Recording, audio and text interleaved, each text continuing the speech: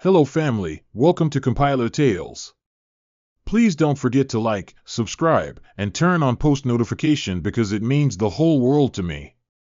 Now, the tale begins. The scorching heat of Johannesburg's midday sun bore down on the dusty streets of Alexandria, where little feet ran barefoot between shacks patched with rusted zinc and wooden planks. Among them, a girl named Vanessa Cole learned how to stretch hunger and swallow shame. Her mother, Mary Cole, sold roasted mealies and cheap fruit from a wooden cart beside a busy taxi rank, earning barely enough to buy water and pay for Vanessa's school uniform. Theirs was a life wrapped in sweat and humility, and although Mary carried her pain with grace, Vanessa couldn't mask her fury. She hated poverty, not because it made her suffer, but because it made people laugh at them. Her classmates mocked her lunch of dry bread, her worn-out shoes, and her mother's smudged apron. Every insult was a matchstick, igniting a deeper resolve inside her. One day, she whispered one night as her mother slept beside her on a thin mat, "They'll all kneel to me." Vanessa's hatred for poverty turned into ambition. In school, she was top of her class, not because she enjoyed learning, but because she saw education as a ladder, her escape from Alexandra's shackled corners. Teachers praised her, classmates envied her, and even adults in the community began to say, "That one is going far." But as she grew older, so did her bitterness. When the church tried to give her donated clothes, she refused. When neighbors offered help, she snapped. "We're not your charity case," she would say, shoulders raised like armor. What Vanessa didn't realize was that her mother's quiet strength, her kindness despite hardship, was the very thing that kept their dignity intact. Vanessa wanted power, not respect. She believed that respect only came with money. And she intended to earn it, ruthlessly. By age 17, Vanessa had already begun to shed her Alexandra skin. A scholarship carried her to the University of Johannesburg, and she never looked back. Each holiday, her returns home grew shorter and more infrequent. Even her mother noticed the change, the stiff posture, the clipped accent, the avoidance of old friends. But Mary said nothing. She only watched her daughter pull further into a world where success mattered more than roots. When Mary died quietly from untreated high blood pressure during Vanessa's third year, Vanessa cried, yes, but not at the funeral. She cried later, when no one was watching, not for the loss, but because she felt cheated. Her mother hadn't lived long enough to see her rise. From that day, she made a vow to herself, she would never be poor again.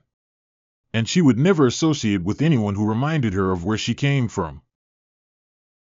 It was grade 10 when Vanessa faced one of her most humiliating moments. She had grown taller, her legs outstretching the already tight school uniform her mother had bought the year before. The sole of her only pair of sandals had finally cracked in half. On her way to school that morning, the right strap tore completely off, leaving her to limp across dusty pavements, every step a reminder of her lack. When she arrived at the school gate, a group of girls from wealthier families burst into laughter.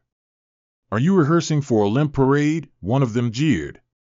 The shame wrapped itself around her like a noose. She didn't fight back. She couldn't. Not this time. She lowered her head and kept walking. On her way home, a wrinkled old man spotted her by the sidewalk, struggling to walk barefoot with one ruined sandal in hand. He had a gray beard and wore an old hat, his clothes simple and faded. "Come here, child," he said softly. Vanessa hesitated, unsure if he meant well or meant trouble. "Let me help," he offered, handing her a plastic bag with a newer, though still cheap, pair of flat shoes. She took them, eyes avoiding his. "Thank you," she mumbled, though her tone was tight. "I don't need pity," she added. The man chuckled. "It's not pity, little one. It's community. We help each other in this life." But Vanessa couldn't accept that. Kindness felt like weakness to her. From that day, she promised herself she would never be in a position where she'd need anyone again. Especially not some wrinkled stranger with calloused hands and faded shoes. That same night, while her mother massaged her blistered feet, Vanessa asked for only one thing for her next birthday: real shoes, new ones. No hand-me-downs. No used ones from the market. Mary looked at her, sensing a fire in her child she didn't fully understand. "I'll try," she said gently. But Vanessa didn't want try. She wanted results. She wanted to walk into rooms and have people step back. She wanted elegance, power, admiration. And she believed that the poor had no place in such a dream. From that point onward, Vanessa's life became a silent war between ambition and compassion. And slowly, ambition began to win. At 28, Vanessa Cole had become a woman of style, substance, and sheer intimidation. Her walk echoed authority, her wardrobe screamed luxury, and her job title as corporate strategist placed her far above the average office worker. She had successfully climbed into one of the city's most promising financial firms in Johannesburg. People whispered about her in the break room, some admired her boldness, others feared her temper. Her favorite heels were blood-red stilettos, her favorite perfume cost more than a cleaner's monthly wage, and her words often carried the sharpness of glass. She viewed every interaction as a transaction. You were either above her or beneath her, and most people were, in her eyes, beneath her. It was a Monday morning when a young man, dressed in outdated formal wear, walked into the lobby of her building holding a file in his hand. He looked nervous, hopeful, and new. Vanessa barely looked up from her phone as he approached the front desk. She rolled her eyes. "Another one trying to beg for a job," she muttered to Estelle, her colleague and quiet companion. The receptionist told the man to wait, but when he asked Vanessa if this was the right office for internship applications, she turned sharply. "Do I look like HR to you?" she snapped. "This is a place for professionals. If you're here to beg, you're in the wrong building." The young man's face fell. Estelle glanced at Vanessa, disappointed but silent. This wasn't new behavior. Vanessa's pride had long grown toxic, and Estelle often walked the fine line between loyalty and conscience. Later that afternoon, Vanessa stormed into the janitor's closet, fuming over a missing USB stick she'd left in the boardroom. A cleaner stood there organizing supplies. "Do you even understand English?" she barked. "This place isn't for you to nap, it's to clean." The man bowed his head, mumbling a soft apology. Vanessa brushed past him without a second glance. She didn't see people like him. To her, they were background noise, necessary, invisible. Estelle tried once more that evening to speak sense to her. "You weren't always like this," she said softly as they sat in the parking lot. "You used to be kind. What changed you?" Vanessa scoffed. "Kindness never got anyone out of a shack." And with that, she shut the door, heels clicking into the night. Edward Sinclair was not the kind of CEO who liked to be seen. At 67, the founder of Sinclair Enterprises still walked the hallways like a ghost, present but silent, powerful yet unassuming. Years ago, after building his empire from nothing but grit and vision, Edward had stepped back from public visibility. He now ran things from the background, only making rare appearances at board meetings. But lately, something had begun to disturb him. Reports from middle management hinted at rising toxicity, employee anxiety, and a culture of ego. His executive summaries said profits were up, but Edward knew something numbers never told: the soul of a company. And Sinclair Enterprises was starting to rot. One morning, Edward decided to re-enter his building, not as the CEO, but as a cleaner. He dressed in faded gray pants, an old cap, and sneakers that had seen better days. No one recognized him. He walked the corridors with a mop in one hand and a keen eye. What he saw disheartened him: young employees scoffing at janitors, executives ignoring support staff, and mid-level managers barking orders without respect. But one woman stood out like a glaring light: Vanessa Cole. Her tone, her posture, the way she addressed anyone without a title, it was as if she believed the company owed her air. Edward watched silently. He didn't get angry. He got curious. How did someone so smart become so blind to others? Later that day, Edward met with Martin Blake, the HR executive. "I want to test our people," Edward said calmly. Martin, ever two-faced, nodded eagerly.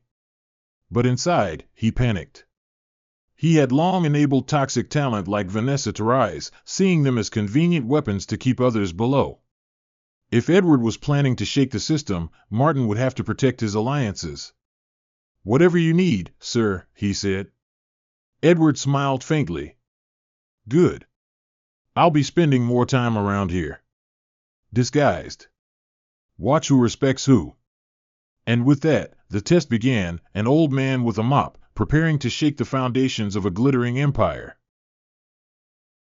Vanessa Cole strode into Sinclair Enterprises that Friday morning as though the building had been constructed solely for her entrance.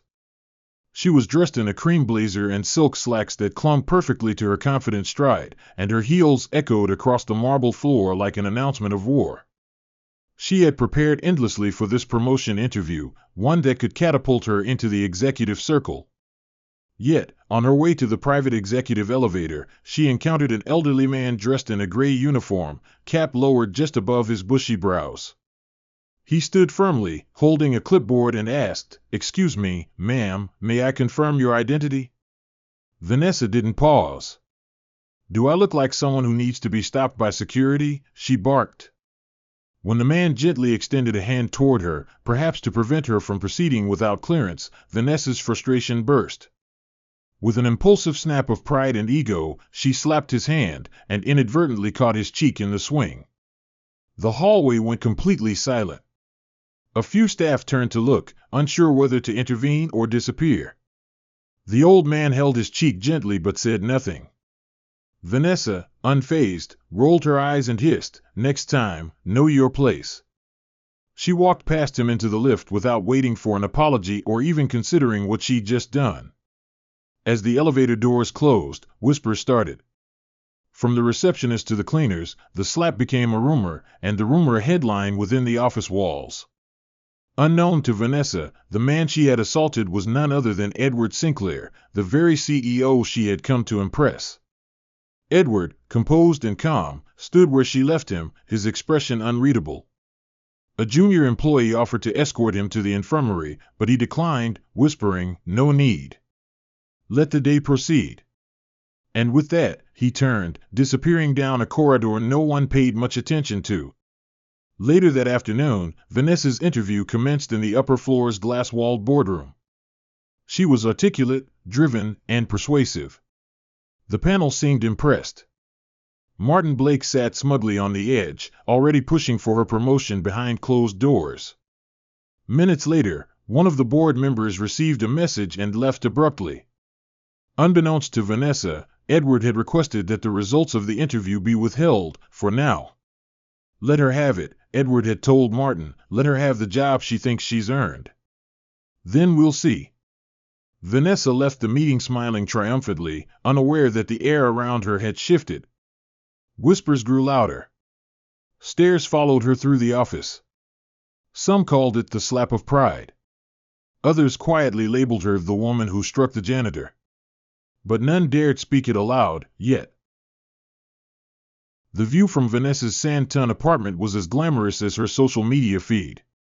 The skyline shimmered at night, and the glass windows gave her a sense of control, like the city itself bowed at her feet. Yet inside, her life felt increasingly hollow. She hosted sleek house parties filled with superficial laughter, champagne flutes clinking while conversations revolved around corporate gossip and designer bags.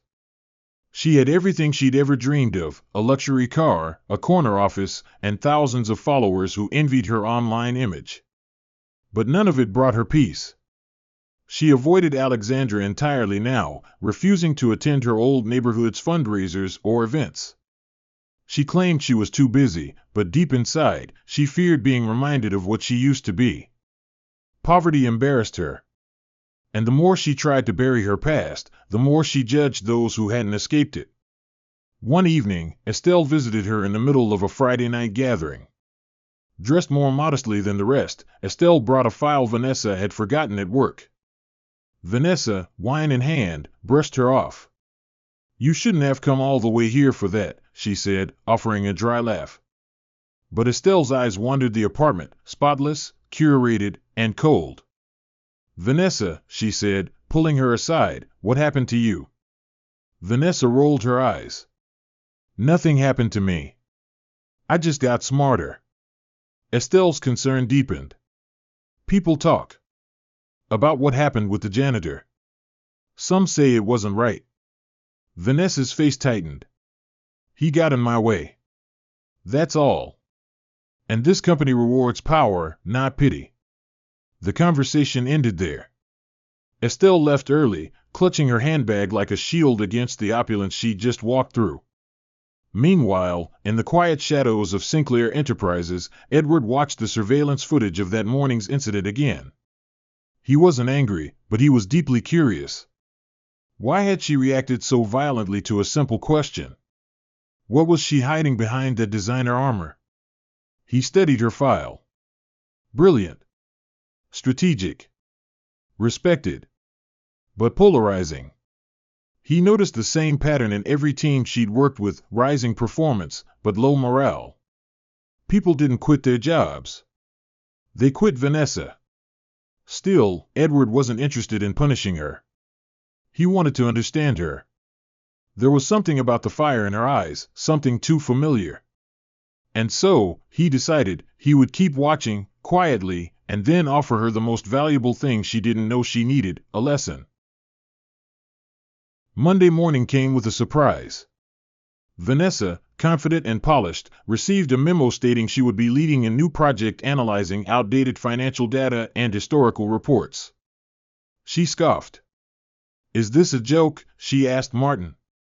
He shrugged, pretending confusion. "It's from the top. They said it's a critical audit project." She accepted it with veiled irritation, unaware that the assignment was part of Edward's long game. Her new office wasn't even on the main floor, it was a converted file room in the lower basement of the building. Dusty, dim, and dead silent. Vanessa's heels echoed against cement, echoing louder than ever. She wrinkled her nose at the musty scent and sneered at the task.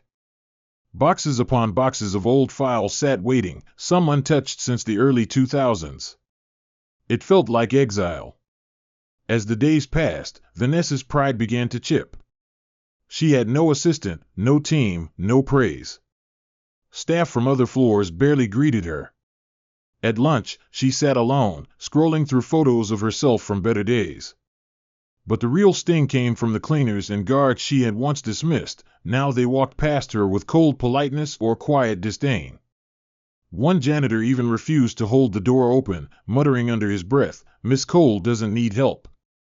That night, Vanessa complained bitterly to HR. Martin listened, nodding sympathetically. "I'll look into it," he lied. He secretly enjoyed watching her descend. For too long, Vanessa had been untouchable, and now he saw an opportunity to tilt power in his favor. Yet through it all, Vanessa didn't quit. Something inside her wouldn't let her give up. Maybe it was pride. Maybe it was something deeper. She stayed late. She dusted files herself. She reviewed old spreadsheets, even when her manicured fingers itched with dust allergies. What she didn't know was that Edward visited the basement floor after hours, peeking in silently. He saw her, alone, determined, but visibly shaken. The Vanessa he saw now was not the lioness from the boardroom, but a girl beneath the armor, wrestling with something heavier than spreadsheets. He smiled faintly. The journey had begun. She just didn't know it yet. It was the kind of phone call Vanessa hoped never to receive. Her former neighbor, Aunt Rosaline, called to inform her that her mother's longtime friend and caretaker, Ma'am Thandy, had collapsed. Though Ma'am Thandy had taken it upon herself to clean Vanessa's mother's grave every month since her death, Vanessa hadn't spoken to her in years. "She's asking for you," Rosaline said firmly. Vanessa sighed. "I'm very busy. I'll try." But later that evening, guilt, or perhaps memory, nudged her. She drove to Alexandra, passing the uneven roads, street hawkers, and small children playing soccer barefoot. Everything looked smaller now, poorer, louder. It felt like a past life she tried too hard to forget. The closer she came to her old street, the heavier her chest grew. Neighbors stared as Vanessa stepped out of her sleek BMW. Some children whispered, "Is that the lady from TV?" An old man spat quietly in the sand. Others just watched, arms folded. She walked toward Ma'am Thandy's house, a tiny brick structure with flaking paint and broken gutters. Inside, the old woman lay wrapped in a thin blanket. Her eyes lit up upon seeing Vanessa. "You came," she whispered. Vanessa smiled stiffly and sat down beside her. They talked briefly, mostly awkward small talk. Ma'am Thandy reached for her hand. "You were always a fighter. But don't forget where your fire came from. It was lit here." Vanessa blinked, unsure how to respond. Before she left, another neighbor, Mrs. Dubé, approached her outside and asked for help with her daughter's school fees. Vanessa didn't hesitate. "I'm not running a charity," she snapped, walking away. That night, Vanessa drove back to Santon in silence. The city lights no longer dazzled her.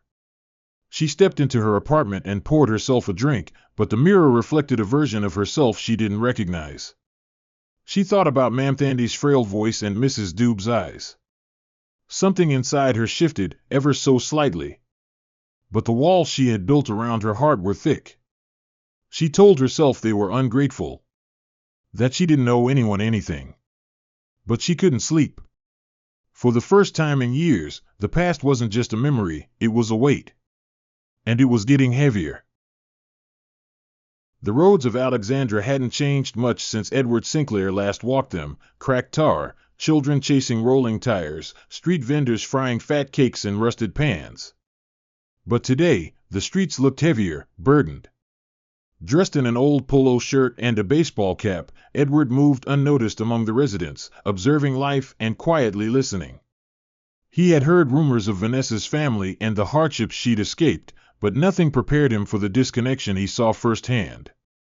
She had come from this soil, yet now refused to acknowledge it. He watched a barefoot boy offer his bread to a younger girl, then saw an old woman limping home with a bucket of water balanced on her hip. The humility in this place, despite its poverty, moved Edward. When he saw Vanessa earlier that week ignore a crippled beggar outside a convenience store, he'd felt something between disappointment and deep concern. How could someone who came from struggle become so void of empathy? Vanessa's presence in the community had become synonymous with pride.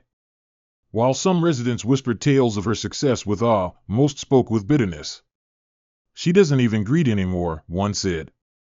"Forgot who carried her mother's coffin," murmured another. Meanwhile, Edward struck up a conversation with a former teacher of Vanessa's, a retired woman named Mrs. Lehasa. "Brilliant girl," she said, shaking her head. "But wounded. Very wounded. She didn't just hate poverty, she feared it. That fear turned to pride." Edward took note. This wasn't just about arrogance, it was armor. A defense mechanism that had metastasized into cruelty. Back at the office, Edward reviewed her employee file once again. Sharpest strategist on paper. Coldest team player in practice. Her behavior wasn't just a flaw, it was a story. A story that needed rewriting. Meanwhile, Estelle was growing worried. She had tried speaking to Vanessa again after the Alexandra visit. "You've become someone I don't recognize," she said gently over lunch, but Vanessa dismissed her. "You don't understand what it takes to win," she said, her fork clinking against her designer plate. Estelle had noticed Edward watching Vanessa more intently at the office, his disguised form still unknown to her. She also noticed Vanessa being assigned more mundane tasks and longer hours. The tension was building like a storm waiting to break. But Vanessa didn't see it. She was too consumed with proving she was indispensable, too caught up in maintaining the image she had constructed from the ashes of her childhood. What she couldn't see was that the very man she had disrespected, the one she thought beneath her, was orchestrating her greatest test yet. Weeks passed, and Vanessa's new project in the basement records room was beginning to wear on her nerves. The initial irritation had faded into dull monotony, but now it was turning into obsession.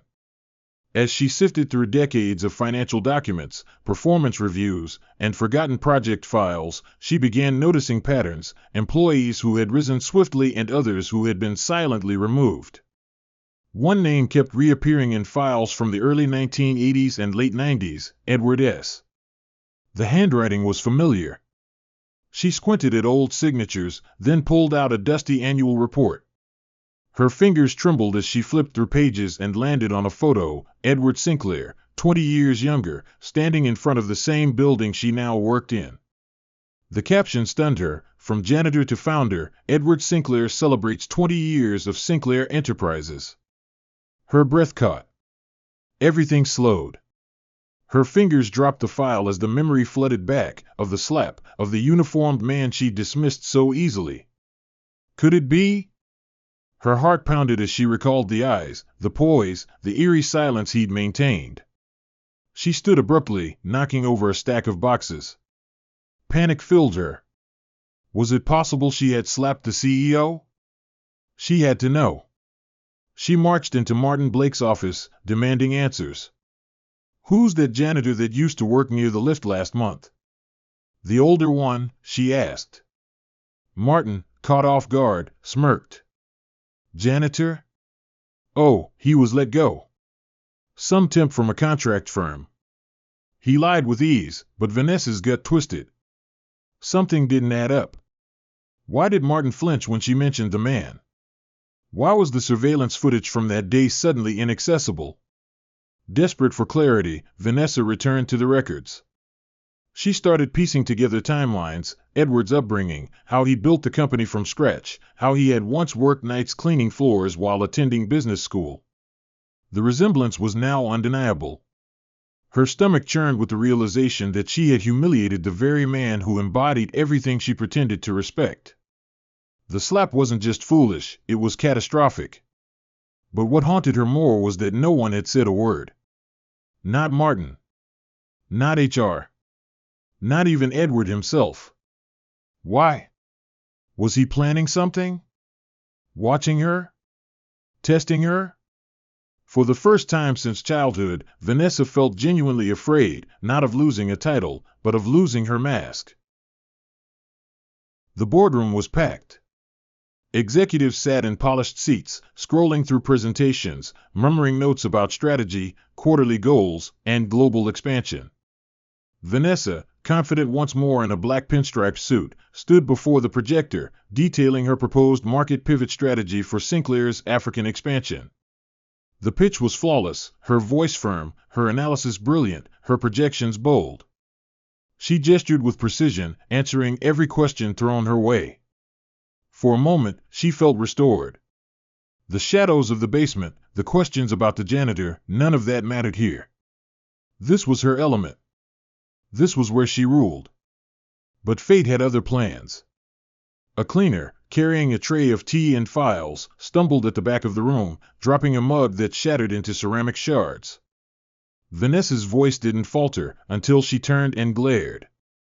"Can't you do one thing right?" she barked in front of the entire board. The room fell into an uncomfortable silence. Some shifted in their seats. Others lowered their eyes.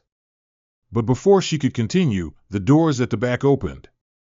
Slowly, silently, Edward Sinclair entered. Dressed in a three-piece charcoal suit, his presence drew immediate attention. Everyone stood. Vanessa froze, color draining from her face. Edward nodded at the cleaner, helped him pick up the mug, and then looked directly at Vanessa. He didn't yell. He didn't curse. He simply walked to the center of the room and said calmly, "It's always fascinating how people treat those they think are beneath them." Then he turned to her, locking eyes. Especially when they forget who's really watching. Gasps echoed across the room as realization dawned. Vanessa's knees weakened. She opened her mouth, but no words came. For those unaware, Edward continued, "Miss Cole once offered me a very direct welcome to this building. I was in disguise. Not to spy, but to observe the true culture of this company." He turned to the board. "And today, I've seen enough." The room was still. Vanessa stood like stone, the weight of every action crashing down like an avalanche. Her crown had cracked, and everyone had seen it. The news spread like wildfire. Within hours, blogs were flooded with headlines: "Sinclair strategist slaps CEO in disguise," "Boardroom slaughter," and "Pride before a public fall." Photos of Vanessa walking out of the boardroom with a pale, devastated face began trending. Influencers mocked her. Former classmates dragged up stories of her arrogance. "Karma wears heels," one tweet read. Her social media pages were flooded with trolls and armchair philosophers. Her inbox, once filled with business leads and congratulations, now swam with silence and veiled laughter. Martin Blake avoided her completely, acting as though he hadn't seen a thing. The office air turned ice cold. She was suspended, pending further review of her conduct. No one offered comfort, except Estelle. Estelle came to her apartment that night, finding Vanessa curled on the floor beside her couch, still in the same suit from earlier. "I didn't know," Vanessa whispered. "I swear, I didn't know it was him." Estelle sat beside her, quiet for a long time. "That's the problem," she finally said. "It shouldn't have mattered who he was." Vanessa covered her face, tears streaming. "I thought I had to be strong. I thought being soft was weakness." Estelle took her hand. "You weren't strong. You were scared. But that doesn't have to be who you are forever." For the first time in years, Vanessa let herself cry, not in anger, not in frustration, but in sorrow. Her voice trembled as she asked, "Do you think he'll forgive me?" Estelle didn't answer. The real question was, would she forgive herself? Meanwhile, Edward watched it all unfold from his study, the city lights flickering behind him. He had no interest in shaming Vanessa further. Her fall had already begun. But he saw something in her eyes that day, a flicker of recognition, a breaking point. He had seen many like her rise and fall. But few ever rose again with new eyes. The question now was simple: would she learn from this? Would she change? He tapped his desk, deep in thought. A second chance could destroy her further, or rebuild her entirely. He would wait.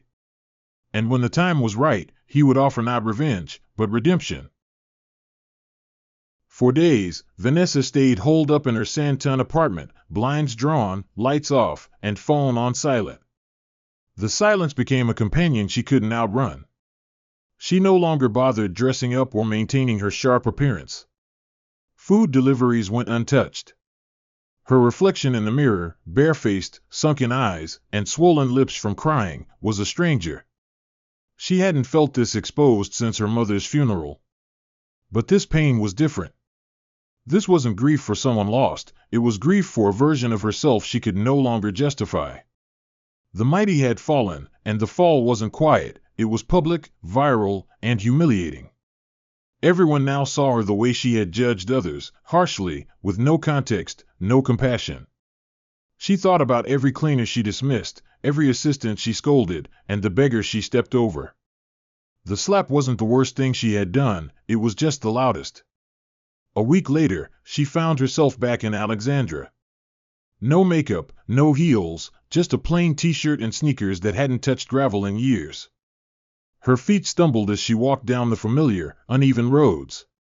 Some children recognized her. One whispered, "That's the lady from the video." She kept walking until she reached her mother's grave, a humble tombstone under a crooked tree with wilted flowers at its base. Her knees buckled as she knelt before it. "I'm sorry, Mama," she whispered. "I became what I promised I'd never be." Her sobs came hard and loud, the pain wrung out of her chest like soaked linen. After some time, a familiar figure approached from behind, an old man with a limp and a kind face. He was the same one who had once offered her shoes years ago. "I remember you," he said. "You still have fire. Just use it differently now." His words stayed with her as she walked home. That evening, Vanessa wrote in her journal for the first time in years. She poured out memories, regret, fears, and shame. She wrote about Alexandra, about the slap, about Edward. And for the first time, she didn't frame herself as the hero. She was honest. Brutally so. She closed the journal and looked around her apartment, realizing how little comfort luxury truly gave. Redemption wouldn't come from silence or denial, it would come from effort, humility, and time. The next morning, she logged onto her laptop and stared at a blank email screen. Her hands shook as she typed, "Dear Mr. Sinclair, I owe you more than an apology. I owe you change." She didn't send it, yet. But she saved the draft. For now, that was enough. The knock on her apartment door came early on a Monday morning. Vanessa opened it, surprised to find a courier holding a small box and a typed note. Inside was a white Sinclair badge, no title, no department, just her name. The note read, "Meet me.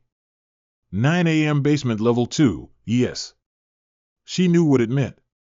She got dressed in a plain blouse and slacks, tied her hair into a bun, and drove in silence. When she arrived at Sinclair Enterprises, heads turned, whispers restarted, but she didn't flinch. She took the stairs instead of the elevator and walked down to the dim basement where she had once felt insulted to be assigned. This time, she welcomed it. Edward was already waiting, dressed in a simple sweater and black jeans, leaning against an old filing cabinet. "Why," she asked softly, standing before him. "Why not fire me?" Edward looked at her for a long moment. "Because people don't learn in the penthouse. They learn in the basement." He gestured to a table stacked with files, broken printers, and outdated computers. "This is where I started," he continued. "Not just in this company, but in life. Cleaning, filing, being invisible. The question is, can you start here too?" Vanessa's throat tightened, but she nodded. "I can." "Then prove it," he said. "This isn't a punishment. It's an invitation. Work. Observe. Listen. Help. And don't expect recognition." With that, he handed her a set of gloves and left. She stared at them for a long time before putting them on and getting to work. Day one began with sorting archived HR files, a far cry from strategy briefs and board meetings. Over the following days, Vanessa embraced her assignment with surprising discipline. She cleaned, organized, took inventory, and responded to internal requests. The other facility workers were skeptical at first, some even hostile, but over time, they saw her effort. She didn't complain. She shared lunch with them in the tiny back room. She laughed at their jokes. She asked about their families. For the first time, Vanessa stopped talking about herself. And for the first time, she listened. When Edward checked in from time to time, he never praised her directly, but his eyes said enough. There was hope. Not the kind that came from promotions or applause, but the kind that came from purpose. By the second week, Vanessa had begun training under the building's senior maintenance coordinator, a no-nonsense woman named Thandile. Thandile had seen the company's evolution from floors to floors, from glossy reception desks to sweaty boiler rooms. She didn't care who Vanessa used to be, all she cared about was who she was willing to become. Vanessa shadowed her through tasks that required real work, replacing ceiling tiles, repairing jammed doors, and organizing service reports that had been ignored for years. There was something humbling about being handed a wrench instead of a laptop. It reminded Vanessa of her mother, how she fixed things with bare hands, never once calling it beneath her. People in the main building soon began to notice the change. Vanessa, once untouchable, now stood in maintenance overalls, chatting with janitors and assisting interns. At first, employees whispered behind her back. "Is this PR? Is she doing community service?" But those whispers faded when they saw her consistency. One day, a young intern named Linda dropped a tray of documents in the hallway and burst into tears, fearing her supervisor's wrath. Vanessa knelt down beside her, helped gather the papers, and gave her a tissue. "I once dropped an entire tray in a boardroom," she said gently. "But you know what? You'll live. Learn from it." Linda smiled through her tears. The incident wasn't recorded. No one clapped. But it mattered. Edward observed from afar. He'd passed through the service corridors, pretending to inspect inventory, but always watching Vanessa. She had stopped performing and started growing. There was no vanity in her new demeanor. It was as if the soil of humility was finally nurturing seeds she never allowed to grow. Even Estelle, seeing her friend transformed, began to believe in miracles. "You're changing," she said one evening as they walked out together. "I don't even recognize you anymore." Vanessa smiled faintly. "I'm finally starting to recognize myself." Not everyone was pleased with Vanessa's transformation. Martin Blake, who had once manipulated her assent and thrived on her previous arrogance, now watched in contempt. Her humility posed a threat to his control, especially as word of her change reached bored ears. What irked Martin most was Edward's quiet approval of her journey. Though no one said it aloud, everyone knew she was being groomed for redemption and possibly reinstatement. Martin couldn't afford that. He had too many secrets buried under years of boardroom favors and fudged reports. So he devised a plan. If he couldn't control Vanessa, he would destroy her again, this time, permanently. He began planting discrepancies in the internal audit project she was helping oversee, shifting timestamps, altering spreadsheet formulas, and linking the errors to her login credentials. It was subtle, technical, and dangerous. Soon, HR flagged the anomalies. An investigation launched. Vanessa was stunned when she was called in by compliance. "We've traced unusual financial entries to your records," they said. Her stomach dropped. She knew she hadn't touched any sensitive data. But the paper trail told a different story. Worse, Martin played his role perfectly. "It's unfortunate," he told Edward, shaking his head. "I really hoped she'd changed." Devastated, Vanessa sat in the tiny back room, head in hands. "I did everything right this time," she whispered. Estelle refused to accept the verdict. She began her own quiet investigation, poring through access logs and server backups. Days turned into nights. She contacted an IT analyst who owed her a favor. What they uncovered made her blood run cold. Martin had used admin privileges to manipulate timestamps and cover his tracks. But one mistake remained, a digital fingerprint on a hidden login badge. It was the break they needed. Estelle printed the evidence, placed it in a sealed envelope, and requested a direct meeting with Edward Sinclair. "It's time," she said. "He needs to see this." The day of the board meeting arrived with a strange stillness. Vanessa had been summoned, but this time not under suspicion, rather, as a silent witness. Edward sat at the head of the glossy mahogany table, flanked by executives and department heads. Martin Blake, oblivious to what was coming, strutted into the room with his usual confidence, a smirk stretched across his face as if he already knew what decisions would be made. "I've gone through the audit logs again," he began, "and it's clear Vanessa's account handled the discrepancies." But before he could continue, Edward raised a hand. "Enough," he said. "There's something the board needs to see." He gestured to Estelle, who stood at the corner holding a brown envelope. With calm resolve, Estelle handed the envelope to the secretary, who distributed its contents to each board member. Inside were printed emails, access logs, and a digital forensics report, clear evidence that Martin had accessed the audit database using admin privileges and manually edited the timestamps to frame Vanessa. The room fell silent as the truth settled in. Edward leaned back in his chair, expression unreadable. "Do you have anything to say, Mr. Blake?" Martin's face drained of color. This isn't, save it," Edward cut in. "You manipulated internal systems, framed a colleague, and jeopardized the integrity of this company." With a nod to security, two men stepped forward. "You're relieved of duty, effective immediately." Martin was escorted out in silence, his downfall swift and absolute. Vanessa, standing at the back, couldn't move. She hadn't known Estelle had gone that far for her. Her eyes welled up, not out of triumph, but relief. The board members, once cold and judgmental, now looked at her with something else, respect. Edward spoke again. "Vanessa Cole," he said, turning to face her.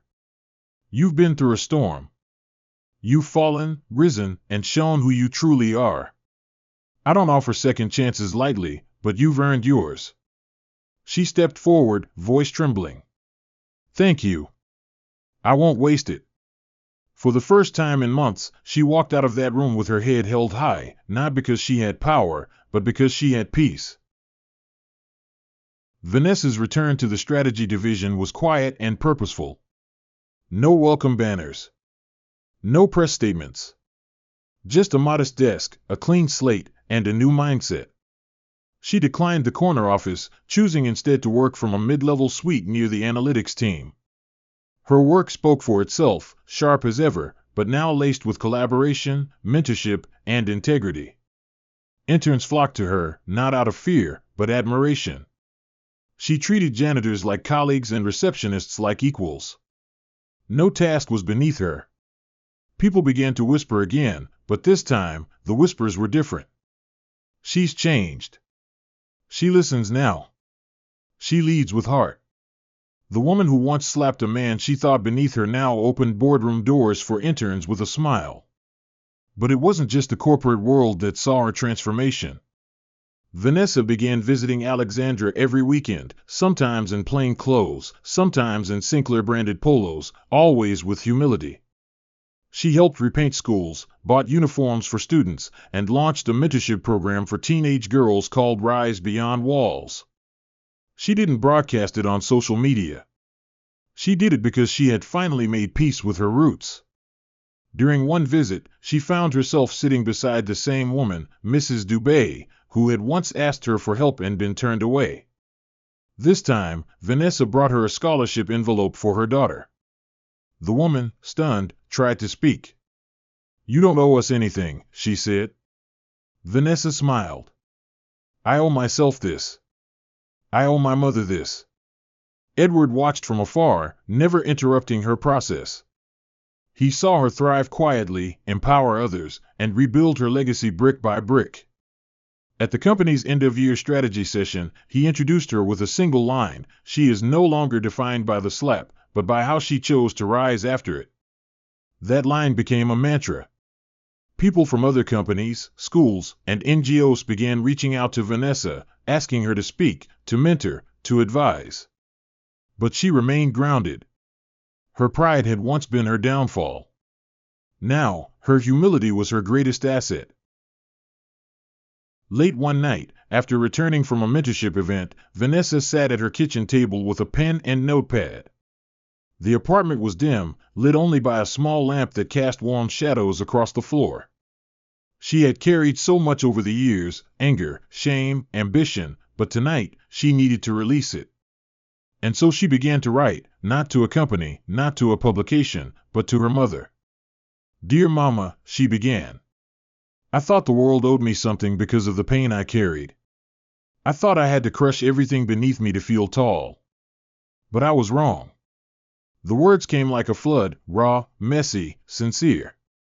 She wrote about the broken sandals, the slap, the janitor, the fall, and the slow, quiet climb back to herself. She described how every painful experience had brought her closer to the woman her mother had raised her to be. "You taught me dignity," she wrote. "But I didn't understand it until I lost mine. You taught me strength, but I mistook it for arrogance. I see now, Mama. I see." When she finished, she folded the letter, tied it with a red ribbon, and placed it in an envelope labeled only with a heart. The next morning, she drove to Alexandra and placed the letter at her mother's grave, anchoring it beneath a small stone. She didn't cry this time. Instead, she smiled and whispered, "I'm okay now." Later that week, Edward visited her office. On her desk was a printed version of the letter she had transcribed on her laptop. She hadn't shared it publicly, but she had emailed it to herself from the Sinclair account. Edward had seen it, not through surveillance, but because she left it in a shared company document folder accidentally. He picked it up, framed it in glass, and handed it to her. "For your new office," he said. Vanessa looked at it, stunned. "I didn't mean for anyone to see this," she murmured. "But maybe it was meant to be seen," Edward replied. "It's the most honest strategy document I've ever read." And with that, he walked away.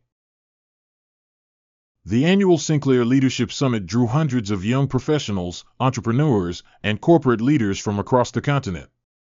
This year, The keynote speaker was a woman many had whispered about, judged, laughed at, and eventually come to respect, Vanessa Cole. Dressed in a simple navy suit, she walked onto the stage with grace, her head no longer heavy with ego but lifted by purpose. The crowd hushed.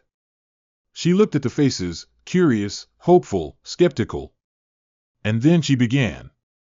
"I want to tell you about the slap that changed my life," she said, letting silence hold the weight of her words. Some gasped. Others leaned in. "I thought I was slapping a janitor. I was slapping my own ignorance." She told the full story, not as a defense, but as a confession. She spoke of pride, of masks, of fear. She spoke of losing everything to find herself. She told them how the man she slapped was her boss in disguise.